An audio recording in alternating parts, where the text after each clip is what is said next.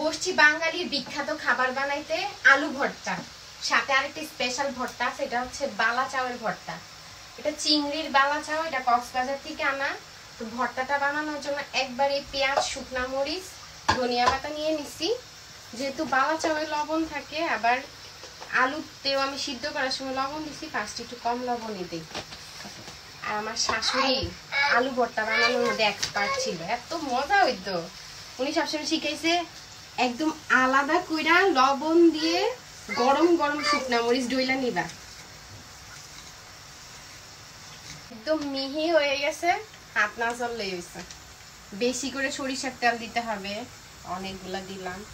অনেকে আমি তেল বেশি খাই, আমার জামাই তেল তালা পছন্দ করে। ভর্তাতে তো আরো বেশি, ভর্তাতে একটু তেল কম হইলে কয় তলের কি সফের হয়েছে নি, সফের মানে হরতাল। ঠিক তো তেলের কি হরতাল হয়েছে নি, তেল দিবার ডাটছে তাহলে না হইব সেই। আচ্ছা, এখানে আলু ভর্তার জন্য নেমে একটু দেখি তো চেহারা, চেহারা দেখা না কি লেগে, একটু চেহারা দেখতাম আলুর ভর্তার। ও আছে আর দেখুন, আলু ভর্তা হইছে ওনার জীবনের সবচেয়ে প্রিয় খাবার, মাংস আর আলু ভর্তা। এই দুইটা জিনিস যে দিবা সে আমার জামাইরে পটাই নিতে পারবা। খানা দেখলে হইতে দিবা,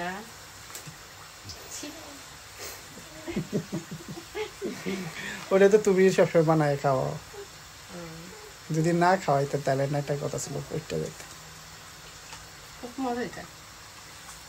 আলু ভর্তা কিংবা অন্য কোনো ভর্তা খাইতে শুকনা মরিচ দিয়া, বেড়ার লেগে খাইতে পারি না, কাঁচা মরিচ দিয়া খাইতে হয়। আলু ভর্তা রেডি।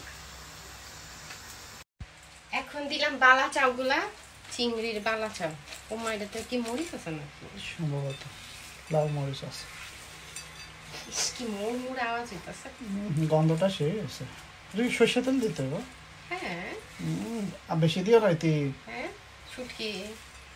আরে না, এই জিনিস পাওয়া যায়, অল্প অল্প করে বানাইবে, খুঁটটা খুঁটটা খাইতে হইব। কে আনবো তোমার লাগে আবার কক্সবাজার থেকে এই বালা চাউ? অসম্ভব মজা,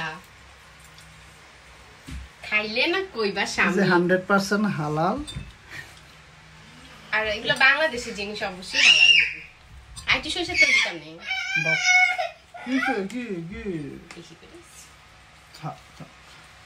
বেশি পড়লে সমস্যা নেই। ইস, না নাহলে আবার বালা চাউ রাগ করবো। উফ, গরম ভাতের সাথে সেই। তুমি তো এখন খান শুরু করছো, রাও লবণ এনে দেখলাম।